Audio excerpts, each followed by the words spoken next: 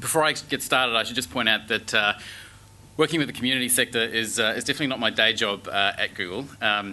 Day to day, I manage Google's strategic monetization partnerships or syndication partnerships with Australia and New Zealand's largest media companies. And I could tell you what that means, but I would bore the hell out of you. So we'll move quickly along. But I can say it's very much in line with some of the issues that Margaret was talking about in her talk. One of the great things about Google, though, is that the culture actively encourages you to pursue your interests and passions in the context of your work, if possible. And my big interest and passion just happens to be social enterprise and all of the interesting issues associated with the convergence of commercial venture and social purpose.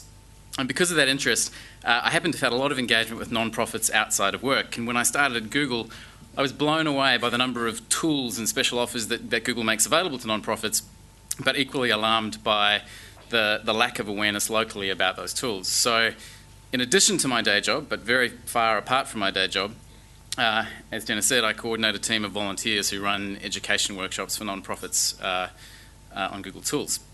And more recently, I've started leading Google's broader skill-based employee volunteering program, something called Google Serve 20, which is actually just yet to launch in Australia. It should happen sometime in July. So hopefully that bit of context gives you a sense of my interest in, grasp of and relationship with this topic, technological stewardship, charting your course in an increasingly digital world. It is a big topic, and really I will just be picking at its very edges in the next 20 minutes or so. But let me tell you how I plan to do my picking. I'm claiming that we live in an increasingly digital world, and being a Google employee, it's basically incumbent upon me to back up any statement with some data. So I'll start with some numbers. Then we'll delve into implications, and my plan here was just to look at the activities of a typical community organisation and how they're being impacted by some key digital trends. And finally, we'll consider how organisations can best respond. It is a lot to cover. I always try and ram a bit too much into these talks, so we best get started. So let's look at numbers. Australia. 80% of Australians now online. That's 18 million internet connections, up from 6.5 in 2000. 66% of households now with broadband versus 16% just 8 years ago. 52% of people now with smartphones, up from 37% just 1 year ago. So what that means is that whether they're doing it from mobile, tablet or desktop, the average Australian user is spending about 22 hours online last year, compared to 6 in 2000. If you look globally, half the world's population is expected to be online by about 2016. Every year, another 200 million people go online for the very first time. So, roughly 10 times the population of Australia is hitting the internet, i.e. becoming internet connected, for the very first time every year. And in the 10 years to 2010, internet users in developed economies, like Australia, tripled. But in the rest of the world, i.e. the developing world, that number grew tenfold. Massive, massive numbers. So at this point, it's probably worth remembering that, and some of you may have heard this before, but it's one of my favourites. In 1943, Thomas Watson, the then chairman of IBM, stood up in front of a group of investors and said he believed that there was a worldwide demand for 5 computers. How much have things changed from that time when computing was seen as a tool for only the largest governments and businesses, to today when the smartphone in your hand is 1 million times cheaper, 100,000 times smaller, and thousands of times more powerful than the corporate mainframes built in the 1970s. It's also worth remembering that the amount of free information available to a user of a computer has escalated from only the documents sitting on that computer in the 1960s to an estimated 1 trillion pages plus, of the World Wide Web, as it was estimated to be late in 2011. Some very, very massive change. And finally, some Google numbers. Now, I have to apologise, but Google is notoriously shy about releasing numbers, so I managed to squeeze out just a couple. 800 million unique users visit YouTube every month. Over 72 hours of video was uploaded to YouTube every minute in 2011. Now, someone in the YouTube team helped put this in context for me, just last week actually. More video is uploaded to YouTube in a single month, than all 3 major US TV networks have broadcast in the last 60 years. So massive amounts of data going in there. And here's, this is the one that kind of blows my mind. More than 850,000 Android devices, so I don't have one with me, but Google software smartphones, are activated every single day. I don't know about you, but that I find quite mind-boggling. So before I showed you these numbers, I was probably talking to, listening to, at least following the tweets and listening to the questions before, an audience is converted to the idea that we are living in an increasingly digital world. But what I hope these numbers at least reminded you of is the scale and the pace of that change. So that change is inevitably going to touch on every facet of your organisation, and in the process it's going to throw up some major questions about the way you do things. However, I personally believe that if those changes are well managed, they offer massive opportunity as well, massive positive opportunity. So let's look at a few of those trends as they relate to the activities of a typical community organisation. And I didn't plan it this way, but it turns out to be a nice segue from Margaret's talk because I wanted to start with reaching and engaging with your audience. And for me, I mean, there's lots of trends here, but two stand out for their game-changing potential. I think everyone in the room will be familiar with YouTube, but what fewer people might realise... Actually, incidentally, how many people didn't know that YouTube is owned by Google? Quite a few. It always surprises me. So, yeah, YouTube was acquired by Google a couple of years back. So a lot of you will be familiar with YouTube, but fewer people realise that YouTube's actually rapidly making the transition from a short-form, user-generated video playback platform. That's a big mouthful. To a fully-fledged, long-form content and live broadcast medium. If you visit youtube.com/live today, you'll find hundreds of live broadcasts going to air via YouTube. What makes this trend more profound, in my opinion, is its close alignment with another better-known trend, and one that we were talking about quite a bit this morning already, that of social. Some of you may have heard about Google+, and contrary to what the media would have you believe, Google+ isn't designed to be Google's Facebook killer. Google+ is actually a unifying social layer that binds together and I guess socialises all of Google's previously disparate products and services. Now, I'm definitely not going to wax lyrical about the benefits of Google+, A, because I don't have the time, and B, I'm sure most of you have already kind of bought into the benefits of social. But what I really wanted to do was draw your attention to the very recent pairing of social and online broadcast. So only a couple of weeks ago, Google announced that any individual or organisation on Google+ could use a Hangout. And for those of you who don't know, a Hangout is the Google+ multi-person video chat. So imagine a whole lot of people in one virtual room being able to talk freely amongst themselves, Skype for many people at a time. They can now use Google+ to launch a live broadcast. So now anyone can effectively broadcast live to a global audience via Hangout on Air, because that Hangout on Air is syndicated through the YouTube Live platform. Now, I'd like you to just stop for a moment and think about what that means, because I guess there is, for example, no reason that an event like this couldn't be broadcast live globally with facilitated live interactive discussions between all of the attendees. So effectively, overnight, the power to broadcast messages, which really was a power previously reserved for large media corporations and the Murdochs of the world, it's suddenly open to anyone and everyone. And obviously there's downsides to that, as we were alluding to before, but there is tremendous upside as well. I mean, think about what it might mean for your organisation or any organisation's ability to activate an audience through what I'm calling democratised broadcast, and then to deeply engage with that audience via social media. It's pretty massive change. So, technology is also beginning to solve some pretty big problems in and of itself, and often these are problems that technology is uniquely capable of solving. And for me here, there are two particularly interesting trends. And one, again, we've kind of touched on this morning, which is crowdsourcing. And the interactive web has suddenly created a new way for millions of people to collaborate on problem solving in a whole lot of new and interesting ways. I'm going to use Google Maps here as an example, but I mean, our say as an example, there's loads and loads of examples. The problem for Google was that while it can buy pre-existing mapping data for the Google Maps service, which I'm sure a lot of you have used, in developed countries around the world, pre-existing mapping data doesn't actually exist for a lot of developing countries. So the solution was to crowdsource that information by developing MapMaker. And what MapMaker does is it allows people anywhere to add to Google Maps, add their own local mapping data, which is then validated on the back end by Google. So, for example, in Pakistan, Google MapMaker users mapped 25,000 kilometres of their own roads in just 2 months. In Dharamshala, a small Indian hill station, the roads had actually never been mapped. They were actually too winding for cartographers to ever actually map. But the villagers there really wanted a map. They hopped online and within 2 weeks they'd mapped their whole village with a huge impact for trade and tourism. I was going to show you, but I'm always too scared of doing demos and things like this. But if you go to Google MapMaker Pulse, and you can see in real time the edits being made to maps around the world by Google users, and there's thousands and thousands of every day. It's quite mind-boggling.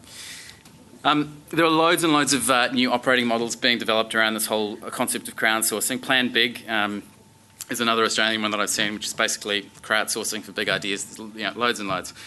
Once again, all new models that were previously impossible before the advent of the interactive web. Another big development that's creating new forms of problem solving is this idea of big data. Big data refers to data sets that grow so large and complex that they become awkward to work with normal database management tools. And really, if you think about it, in today's information-centric world, it's got to the point where data is actually a key factor of production. To the extent that last year, McKinsey produced a paper that called Big Data the next frontier for innovation, competition, and productivity. Now, I have loads and loads of examples, some very, very sexy examples of big data in action. But for me, the simplest one is something called the Google Flu Trends project. Basically, Google realised that using aggregated data on searches for flu, it could map in real time and even predict epidemics. Not only for flu, they've done it for dengue fever as well. So basically, the moment you start to feel sick, what a lot of people do is they hop online and they do a search for symptoms of flu. Flu remedies, cough syrup, nearest pharmacy. Essentially, Google aggregates data from all around the world and can pick out trends and patterns happening pretty quickly and then share that information with health agencies. There's loads of examples of that happening. Google Flu Trends is just one. If you're interested in more about that, hop on to google.org. The other one that's really interesting that they're working on is partnering with child protection agencies to mine the masses and masses of data that comes from social worker lock files to pick out trends and quickly isolate children who might be in difficulty. Loads of examples. Google's actually released a new service called Google BigQuery, which I think very excitingly essentially makes Google's computing power available to anyone that wants to do this.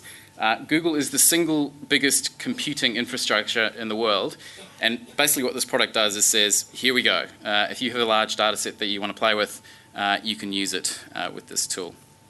So, massive amounts of new data, new insight, new solutions open to organisations that can properly analyse big data. Education. How am I going for time? Applying the broader sense of the word, I'd argue that the vast majority of community organisations are involved in education of some kind or other. Analysing data is one thing, but a whole raft of new technologies are emerging to actually better visualise data. Now, that may not seem very exciting in itself, but I think the recent proliferation of infographics online is testament to the fact that visual representation actually helps people better understand and engage with what are often very complex issues, i.e. it supports education. So whether it's your funding partners, your project team, the general public, being able to visually articulate your issues is actually quite a powerful thing. And tools like Google Earth and Google Maps have made it much easier for organisations to tell their stories using geographic representation. But other tools like the Google Public Data Explorer have also brought large public data sets to life using simple visualisations. Now, I really wanted to do a demo of this one for you, but basically it takes very large data sets of demographic data from around the world and shows you trends over time. But again, Google Public Data Explorer, you'll find it very easy, some amazing, amazing stuff. Actually, for those interested in taking baby steps towards data visualization, if you want to do it in your own organisation, if you hop into Google Docs, if you click on the Documents or the Drive link on your Google black bar if you're ever logged in. Look for something called fusion tables in Google Docs, because that's kind of Google's first foray into making this stuff freely available to anyone. Now on to MOOCs, or Massive Open Online Courses. Jimmy Wales, the founder of Wikipedia, once said, "Imagine a world in which every single person on the planet is given free access to the sum of all human knowledge."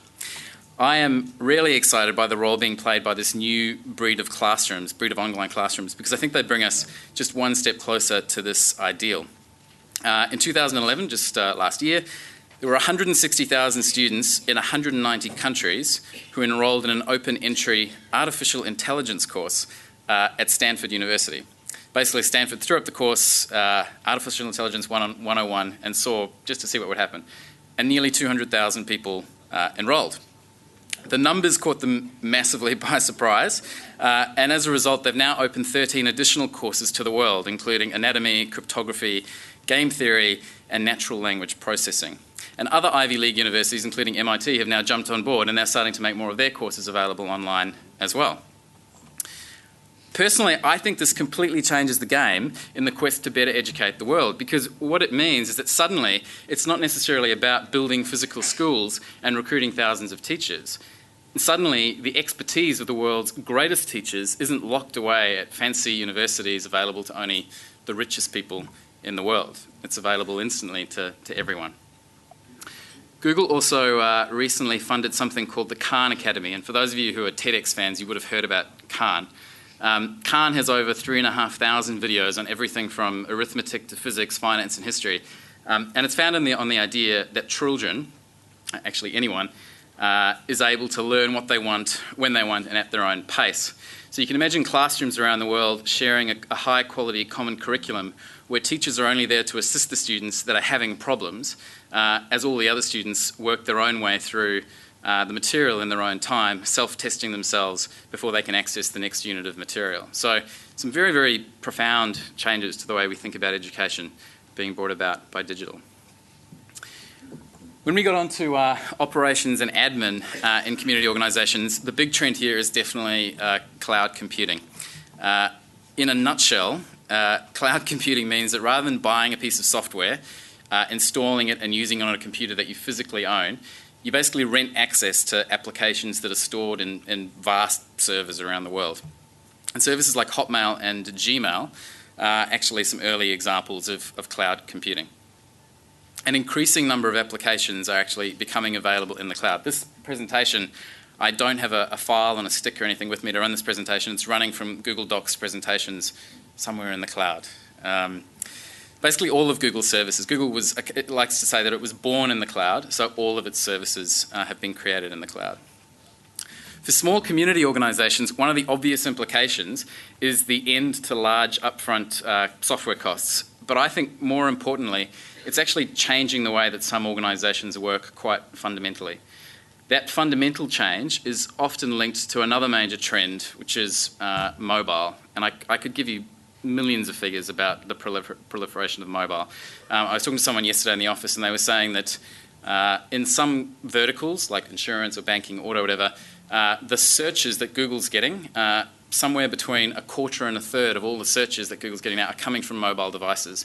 And they reckon that in 4 to 5 years, there might be parity between desktop and mobile searches. So because your applications and data live in the cloud, they're actually accessible via any internet-connected device, including mobile devices. And as we heard before, more and more people have access to mobile devices. And there are some really innovative organisations taking advantage of new cloud computing models. So I think, for example, what it might mean for mobile health practitioners or a social worker working in the field, that all her applications and all her data, his or her data, are living in the cloud rather than sitting in an office somewhere.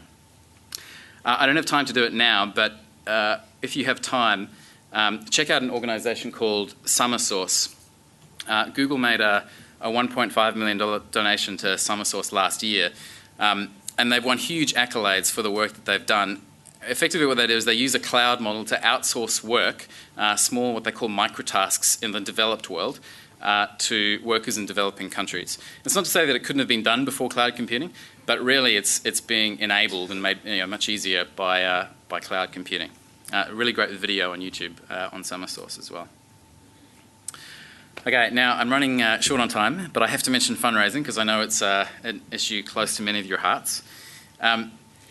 What I really wanted to call out were two big trends, digital direct response and crowdfunding. It saddens me, and as I say, I work with quite a few non-profits, that a lot of organisations haven't yet cottoned on to the power or even the idea of digital direct response. And what I mean here is that previously there was a lot of friction in the fundraising process. So historically, let's say Greenpeace might have sent out a mailer to all of its members asking them for a campaign donation. And that letter may have sat on the dining room table for weeks after it was read, because acting on it at the time might have just been a little bit too hard for the reader for all sorts of different reasons. And the impact of that original call to action message in the letter is lost as time goes by. And as time passes, it gets less and less likely that there's going to be a donation. And that's what I'm talking about when I say friction. Today, though, you can produce a YouTube video that is designed to capture a viewer's imagination, and then alongside that video is a donate button to facilitate an instant donation. Or you could create a digital campaign on email where readers click on a link at the end to instantly sign up, donate, volunteer, whatever the action is that you want them to take. But significantly, for the first time, you can measure the impact of that message with real metrics and then learn and iterate until you really understand what resonates with your audience. So yeah, you're kind of improving all the time. But unfortunately, I can probably count on one, maybe two hands, the number of organisations in Australia that actually have really got this in the non-profit space. On crowdfunding, I think I'm not really going to talk about crowdfunding because given all the publicity that a lot of those key players have received, I think most of you get the idea of crowdfunding. And basically think crowdsourcing that we've talked about a lot this morning, except with money. Conscious of time again, how do you as a leader in a community organisation ensure that your organisation actually makes the most of all these changes? And I would love to say that I have some sort of secret sauce answer to that question for you. But really I just have three very simple suggestions. The first is real long-term strategic planning. It's a little scary to me sometimes when we send volunteers out into some organisations for specific projects, and I find it amazing that how few organisations actually do strategic planning in the non-profit sector. How many organisations actually stop and question in a very structured way whether their reason for being will be supported or completely negated by technological change over, say, the next 5 years, or whether new technologies might allow them to do things better. If you're sitting there thinking that your board and management team might not be equipped to ask those questions, then you really need to seek out the people that can. In fact, you might want to revisit the composition of your board and your management team. I remember reading an Info Exchange survey. It was a report not that long ago, but I think it was done in 2009, and it found that the vast majority of surveyed organisations lacked digital proficiency and had no technology plan in place. Now, that was in 2009, I'm pretty sure it was, but I'd venture to say it's probably very much the same today. However, having said all that, without the right talent, you really can't get past go on this stuff. And finally, just to add a strong dose of practical realism, and just to stress that I'm not really a massive digital hardcore evangelist, while I am all for adopting digital, embracing digital, I really think it should only be done when it really adds value. Be wary of someone who comes back from an event like this insistent that you invest time and energy in deploying new technology or setting up a Twitter, Facebook, or dare I say a Google Plus page. The first question when it comes to technology or anything digital should always be, is this really going to help our organisation fulfil our mission better? And if the answer is no, or if you're even unsure, this is probably a change that you can do without.